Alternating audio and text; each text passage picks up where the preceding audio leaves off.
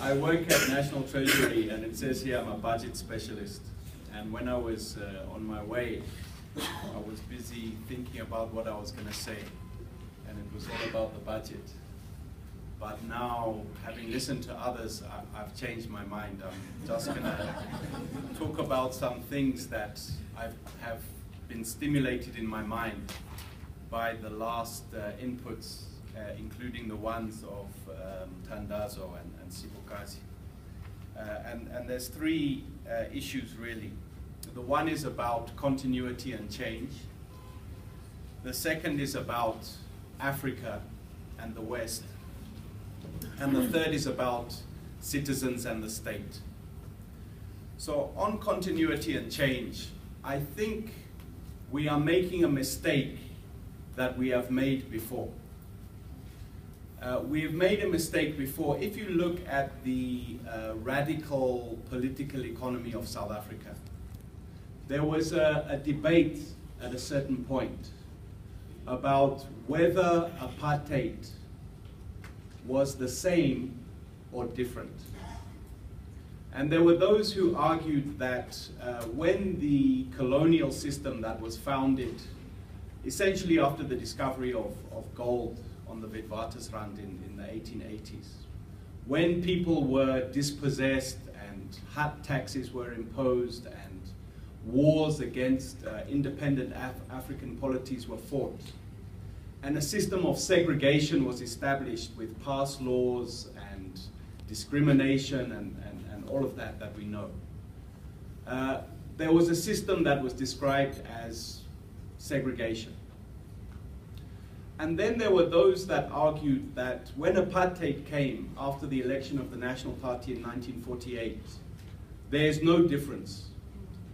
This is simply an intensification of discrimination, or an intensification of segregation. But then there were others that argued that this is not correct. In fact, there's something different about apartheid. And that if you don't recognize what is different about apartheid, you will not identify the contradictions within the system that have emerged that will help you fight it. And you will also not identify the new spaces that have opened for struggle. So, and I can give an example, that before apartheid, there was no Bantu education. Education was handled by churches, in a kind of liberal order. There was very little education. But apartheid inaugurated the period of Bantu education, and Bantu education created the conditions under which a Soweto uprising could take place. So if you say there is only continuity and there is no change, you do yourself a disservice as people struggling against the system. And I think we're making the same mistake about democracy. That I keep hearing people saying, there's no difference, there's no change, it's the same. And surely it is the same in many ways. There is still dispossession, there's still inequality, there's still poverty, there's still patriarchy, there's still unemployment, all of those things are there. But to say that the system has not changed is to, one, deny yourself an opportunity of understanding the contradictions that exist. But secondly, to deny yourself an opportunity to understand the spaces for struggle that exist.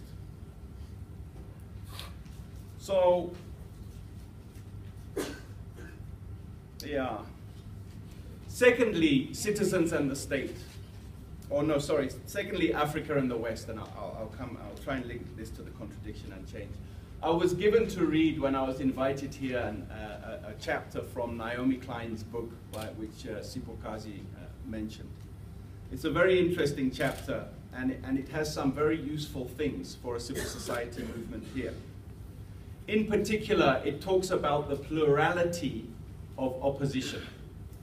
So it begins with an account of a meeting where a traditional, what can I call it, what they call their First Peoples of America, of Canada, because she's Canadian, is engaging with a trade union leader about a pipeline.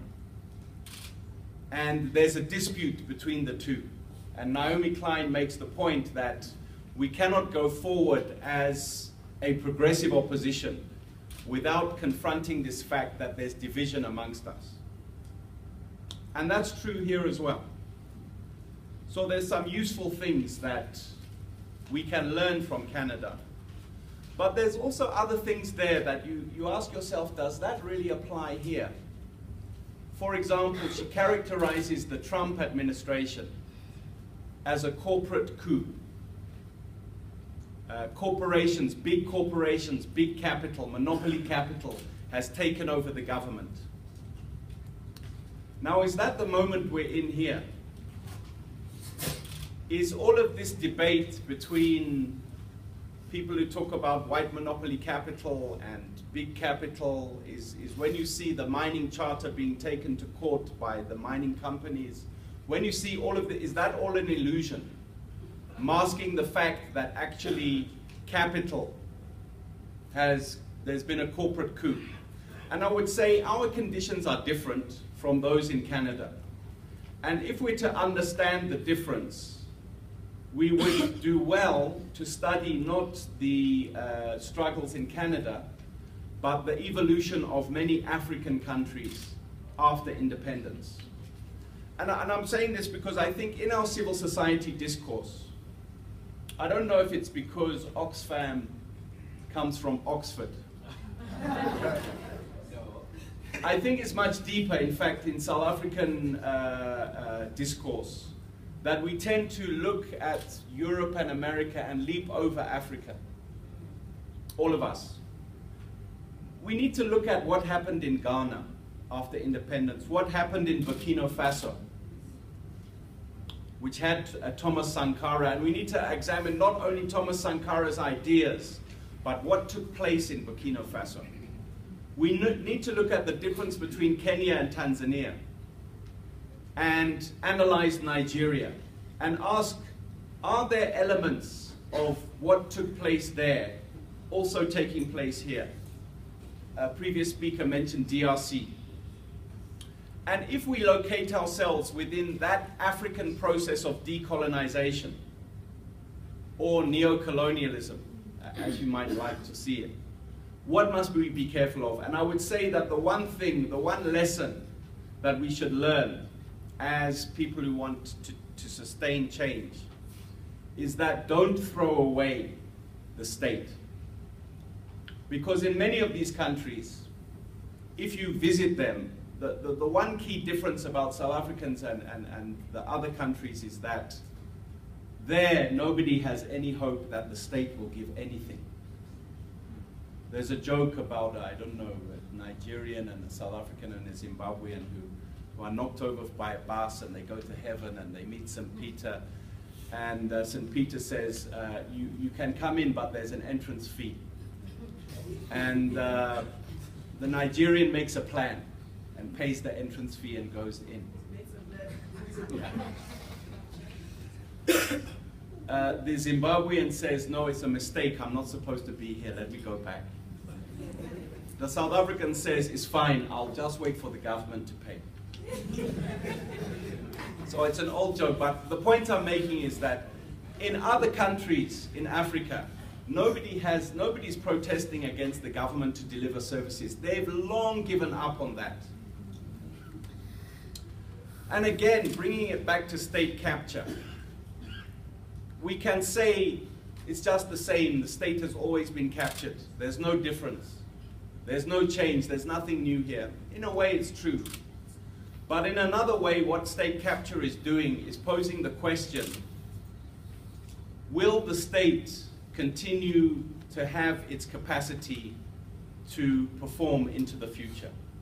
And if we go down that path that countries like Zimbabwe have gone down, then the opportunity for progressive change through the state power will be lost for generations.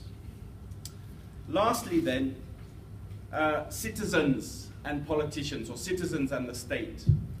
And I think the previous speaker has helped me, Busi, because sometimes I get a sense that it's as though there's these good, nice citizens on the one hand who are all like, or sometimes we talk about the poor or the oppressed or whatever. They're all a fantastic group of people who just want their rights and they're very nice. And then on the other hand, there's the state, the politicians, the elite that are wrong and must be defeated. There's a sense in which it's true, but there's also a sense in which politics and political division are on both sides of that divide. Let's be realistic. It's not we sitting here and then there's political parties over there. Probably everyone in this room has a tendency towards a political party. If you look at Fees Must Fall, you can characterize it as the state perpetrating violence against students.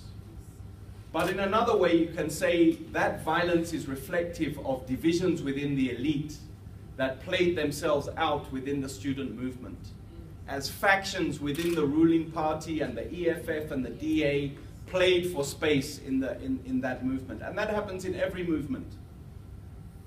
The violence we see is not simply by the state or by politics against citizens. Some of the worst violence we're seeing now is by members of political parties against their own comrades in those political parties. The assassinations we're seeing in KwaZulu-Natal. So my point is that let's not be too strong in this division between the state and the people. Because the state and politicians have their divisions and their problems, but so do the people.